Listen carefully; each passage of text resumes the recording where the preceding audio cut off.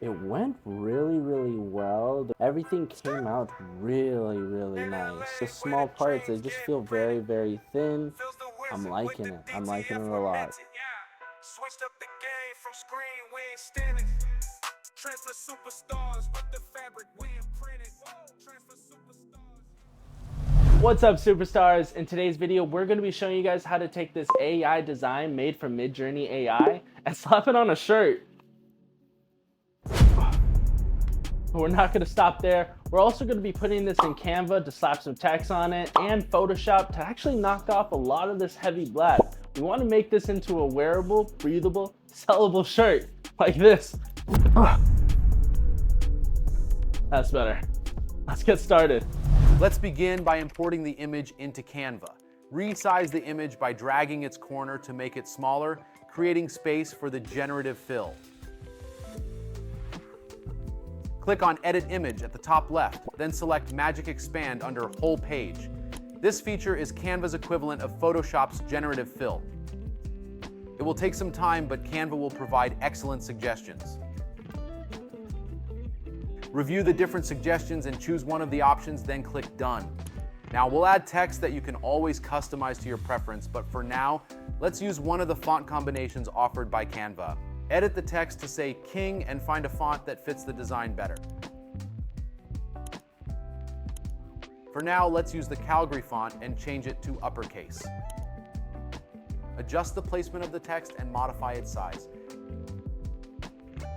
Now let's change the font color by highlighting the text and clicking the text color icon. Click the plus sign and use the eyedropper tool to select a color from the design. Zoom in to closely examine the edges of the fur. Right-click the design, select Duplicate, and align the copy to the center. Go to Edit Image and select BG Remover in Magic Studio. Then wait for the AI to remove the background. Lock the top layer so you can adjust the text placement without affecting the top layer. Add another text element by selecting a different font combination. Delete any elements that you won't use. Type Still I Rise and customize it according to your preference. Place the subheadline below and adjust its size to be smaller. Highlight the text and change the font. Canva offers various font styles, and you can type in your theme to receive suggestions. Now use the Playfair display font and adjust the placement of the text. Repeat the steps to change the font color using the eyedropper tool. Finalize the placement of the subcopy until you are satisfied with the result. Now that we've finished creating the design, export it by going to Share, Download, selecting PNG, and then clicking the Download button. Open the downloaded file and use an image upscaler. Open a search engine and go to Pixelcut's image upscaler. Drag and drop the image onto the site and wait for the process to complete. Pixelcut is a free online image upscaler that you can use anytime. Drag the slider to compare the before and after. Zoom in to view the details more clearly. You'll notice that the after photo reveals more clarity in the image details. Go to the right corner and click the Download button. After downloading the image, use Photoshop to create a halftone black knockout on the design to ensure it's DTF friendly. Go to Image, Image Size. Set the resolution to 300 and change the units to inches. Let's zoom in to the side of the design. As we can see, there's a line that we got from Generative Fill. Press J to select the Spot Healing Brush tool and clean up the lines by brushing over them.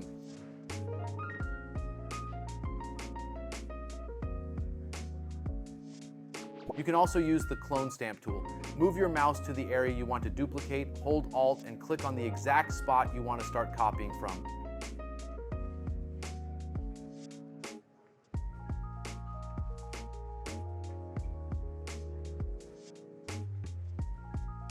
After cleaning the image, click Ctrl J to duplicate. Zoom in and add a new layer. Press B to select the brush tool and soften the edges of the design by painting them black. This step ensures that when we later create the halftone effect, the background will be pure black.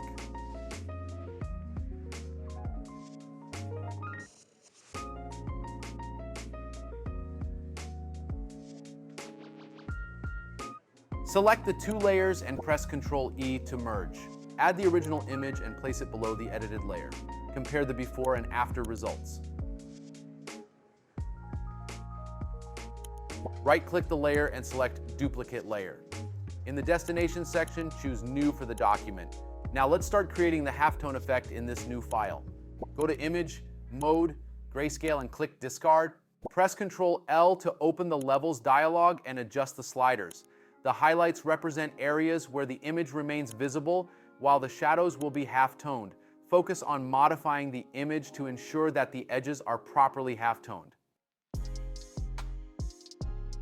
Go to Image, Mode, Bitmap, and flatten the layers.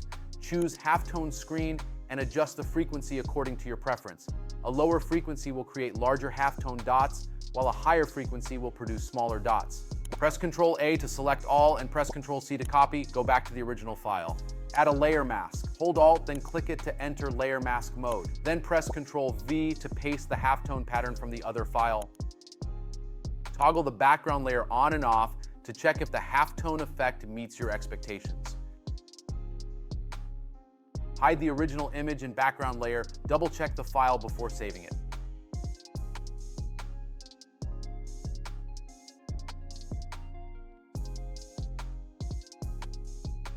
Press Ctrl Shift S to save as the file.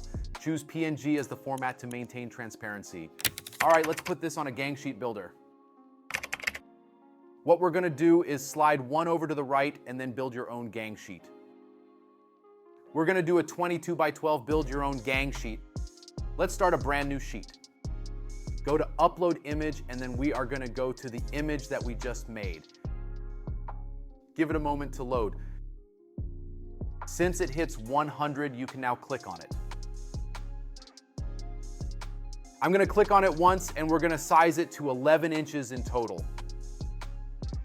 And then we're gonna flip this to the side and get this. Just a good amount of room right down the middle. And we are gonna add another image.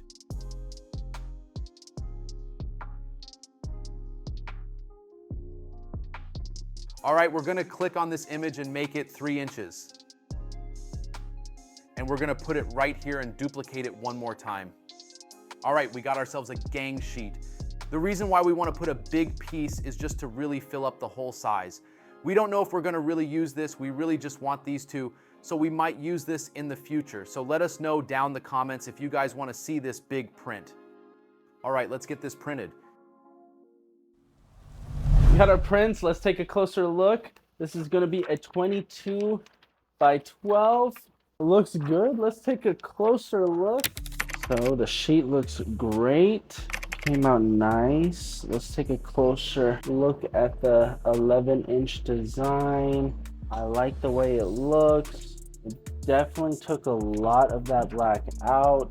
Oh wow, that's gonna look like a great design. I like all the halftones it was given in it. Let's see if the small ones kept the same. I do see a lot more fuzziness on it, but that's, again, it's a smaller print. But let's see if it goes. It looks nice, yeah. I think this is gonna come out really well. Let's get to it.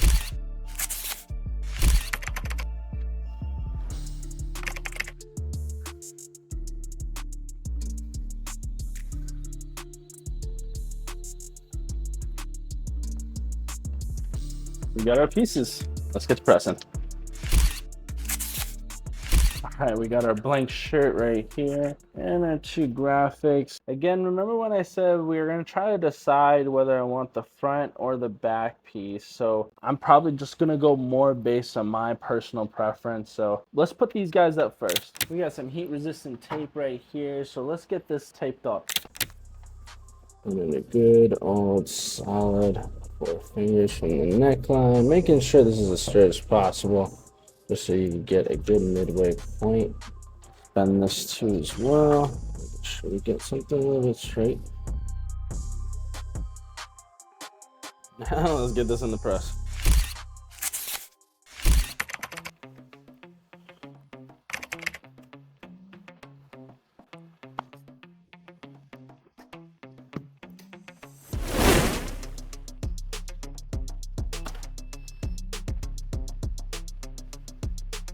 This is a hot and cold peel, so you can definitely feel right away.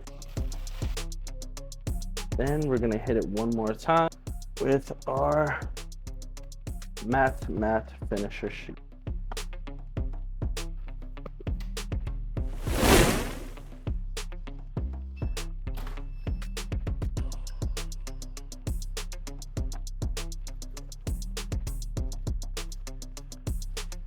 Oh, this is just not finished yet. We have some custom made neck tags and custom made QR codes that we're gonna apply this onto this shirt. So let's get started. First is the neck tag. All right, we're gonna use this heat press pillow. It's a corner heat press pillow. What we're gonna do for this neck tag. We already preemptively put this neck tag on. We're gonna put it close to the corner as possible, just so we could avoid any kind of scorch marks. All right, now let's press.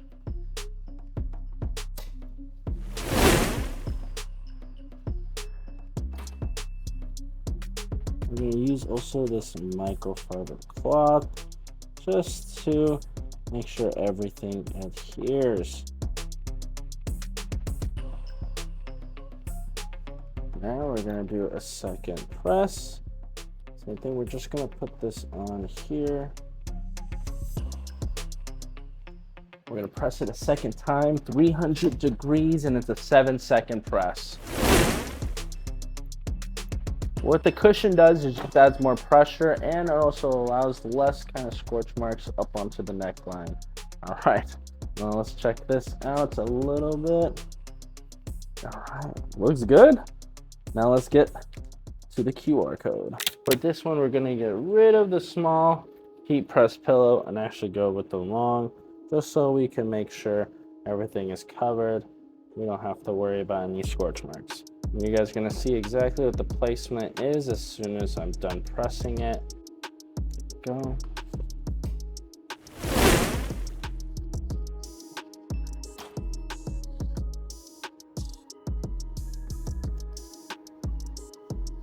Now we'll just press it one more time using our matte finish.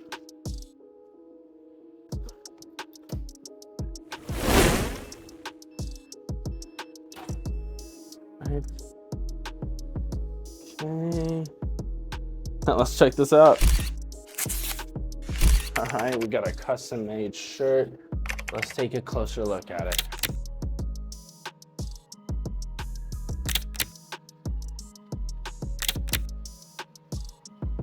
So taking a closer look at this lion, it went really well. The gradients of the smokiness, everything came out really nice. It gave a nice shadow effect. I gotta say, even just like the small parts, they just feel very thin, not prone to wrinkling. I'm liking it. I'm liking it a lot. It looks really good. Going towards our neck tag came out nice. So I want to let you guys understand the reason why we're doing the neck tag and the QR code. So we are going to be selling this shirt. That's right, guys. If you guys want to support us, or you guys just like the graphic itself, you guys could definitely get it in the link description below. It will come with our personalized brand neck tag, as well as also the QR code that goes to this video. So that's right, you'll be able to see the full storyline of how this shirt got made and be able to showcase it to your friends if you guys like. All right, I hope you guys enjoyed this video. My name is Matt. Please leave a like, comment, and subscribe.